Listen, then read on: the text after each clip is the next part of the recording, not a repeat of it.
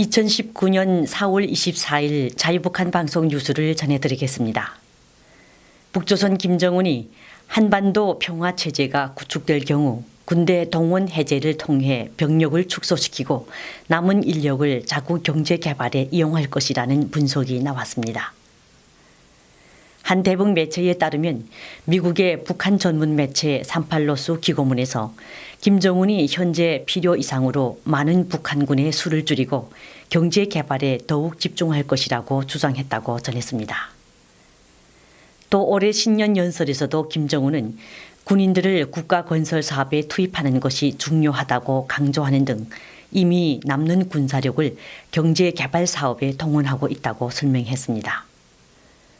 퇴역 군인들에게 연금과 같은 금전적 보상을 제공하는 일반적인 국가들과 달리 이러한 보상 제도가 전혀 없는 것이 북조선의 현실로 지적되고 있습니다.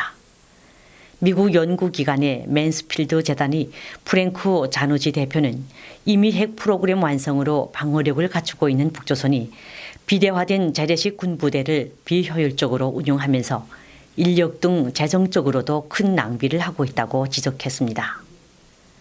북조선은 1990년대 후반 이른바 선군 정치를 지향하면서 군인들이 군사복무를 만 13년으로 재지정하였다가 사회 정치 환경에서의 여러 가지 문제점들이 발생하면서 다시 사병들의 군복무를 10년으로 줄였습니다. 당시에도 북조선 군인들이 무리로 제대하면서 일자리를 당국이 어렵고 힘든 광산이나 시골의 감자 생산 단위들에 집단 진출시켜 무리를 빚었고 이로하여 나이든 총각들이 늘어나는 등 여러 가지 문제점들도 발생하였었습니다. 이를 막으려고 학교를 졸업한 여학생이나 도시의 방직 공장에서 일하는 여성들에게 집단 진출을 강요하였고 강제로 가정을 꾸려주어 국가에서 합동 결혼식을 해주는 어처구니 없는 상황까지 조성되었었습니다. 이제 김정은 치하에서 경제 형편이여 모여하면서 10년 동안 군복무를 했던 군인들을 집으로 귀가시키지 않고 또다시 무리로 사회 현장에 배치한다면 더 큰 문제점들을 발생시킬 소지가 매우 큰 것으로 전문가들은 분석하고 있습니다. 17살에 군에 입대시켜 10년간 군사복무를 마친 것도 모자라 제대 후에 바라던 일, 꿈꾸던 일도 마음대로 못하게 하는 북조선 김정은 정권이야말로 병영국가, 폐쇄국가라고 전 세계는 비난하고 있습니다. 다음 소식입니다. 김정은이 집권 이후 처음으로 러시아 블라디보스토크를 방문해 푸틴 대통령과 정상회담을 가지면서 하노이 북미 정상회담 이후 정체됐던 외교전이 다시 재개되는 양상을 보이고 있습니다. 지난해 시작된 한반도의 정세 변화 속에서 김정은의 정상 외교는 남조선과 미국, 중국에 집중됐던 반면 러시아는 상대적으로 소외됐었습니다. 러시아의 지속적 방로 요청에도 김정은은 문재인 대통령과 3차례, 시진핑과 4차례, 트럼프 대통령과 2차례의 정상회담을 갖는 등 한미중 외교에 전념하며 러시아는 북조선 외교의 뒷순위로 밀려난 듯 했었습니다. 그런데 이번 김정은의 방문은 이미 북한과 러시아 사이에 예정된 일정이었다 해도 하노이 회담 결렬로 정치, 외교, 경제적 상황이 여의치 않는 시점에서 전통적 우호국인 러시아로 눈을 돌리며 지원군 확보에 나선 것으로 풀이되고 있습니다.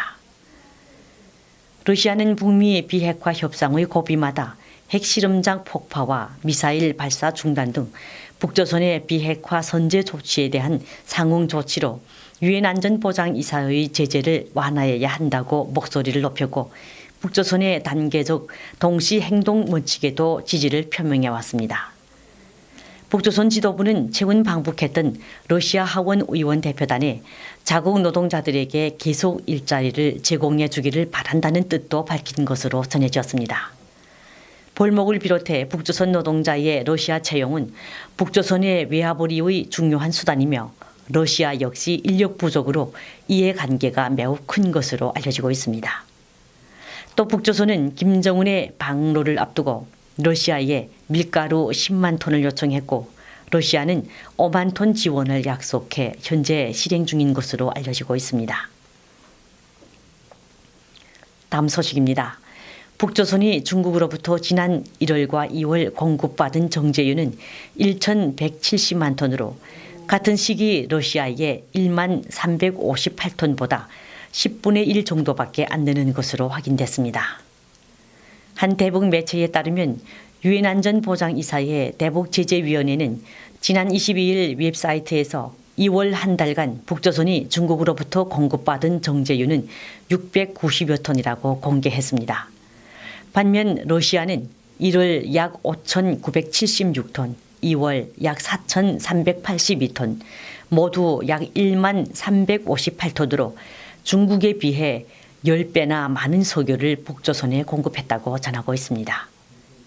유엔 안보리는 2017년 채택한 안보리 결의 2397호를 통해 1년 동안 북조선에 공급할 수 있는 정제유 상한선을 50만 배럴 즉 6만에서 6만 5천 톤으로 지정했습니다. 지난해에도 중국은 1만 9,188톤, 그러나 러시아는 이보다 1만 톤 정도 많은 2만 9,240톤의 정제유를 북조선에 공급했다고 전하고 있습니다.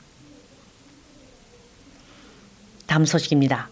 북조선의 비밀 경찰인 국가보위성 간부 3명이 지난 3월 중국으로 탈북한 것으로 전해졌습니다.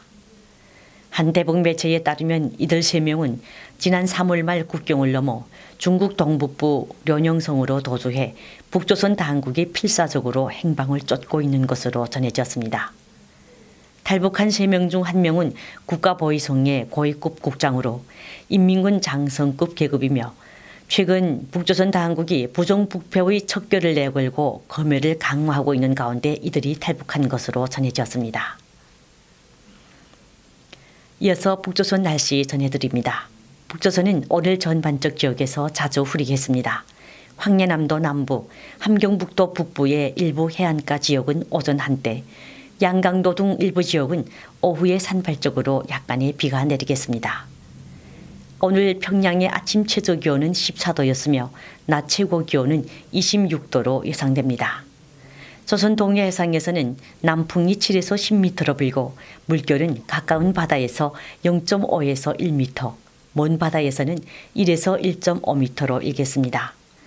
조선 서해 해상에서는 남동풍이 4에서 7m로 불고 물결은 0.5에서 1m로 일겠습니다. 지금까지 뉴스 진행의 노혜지였습니다. 감사합니다.